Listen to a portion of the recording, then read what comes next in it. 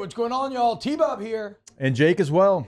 And you're about to watch a little OTB LSU.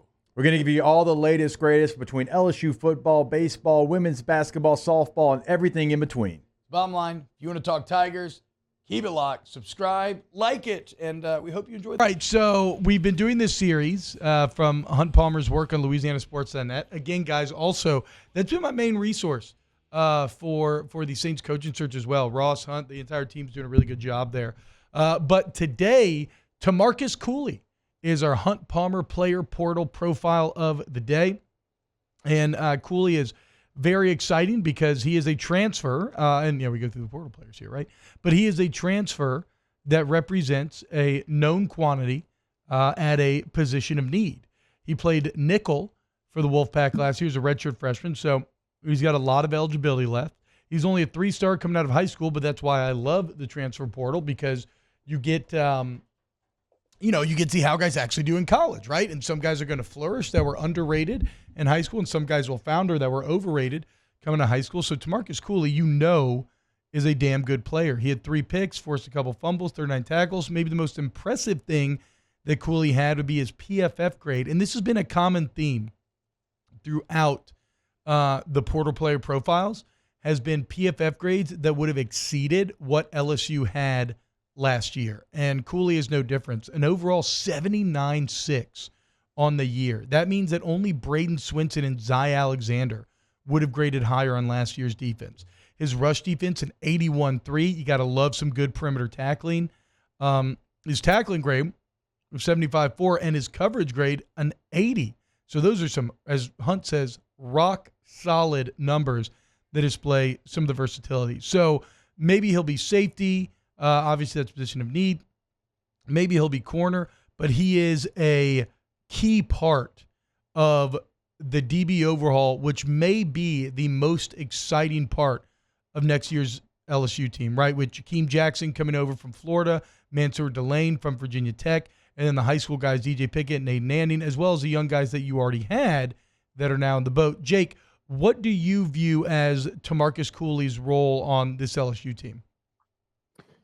Yeah, so you have to kind of look at some other players and maybe where you're going to place Cooley, because I think we all agree that Harold Perkins probably going to be the first guy to get the opportunity at the star position. Then you've had Keys play really well at the star position too, but I think, he probably slides back inside. So I don't think it will be there. I think they want somebody that's a little bit bigger. I think they actually enjoyed having kind of a linebacker play that position. So I think Harold Perkins probably gets first crack at that. So, I mean, you're still going to play a nickel in different packages. And also you need safety help. Like, I feel like you've got some young corners too that are going to compete. You brought some in.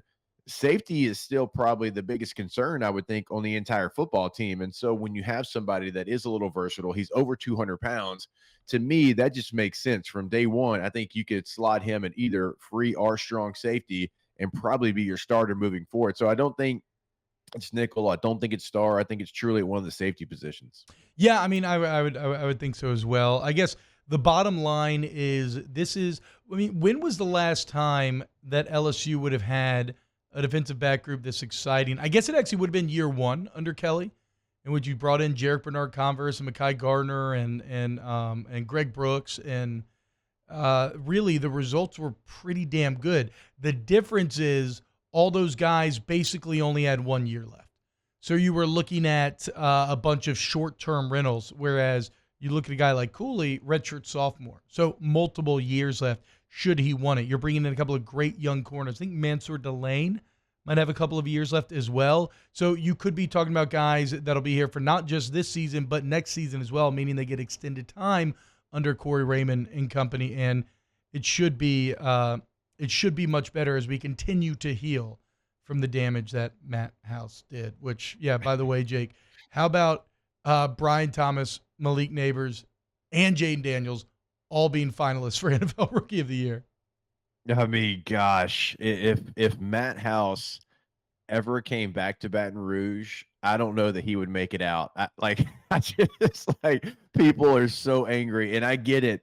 You got 3 generational rookies, and you didn't make the playoff. You didn't make a conference championship game. You won some games, but my goodness, you should have probably won it all with those three.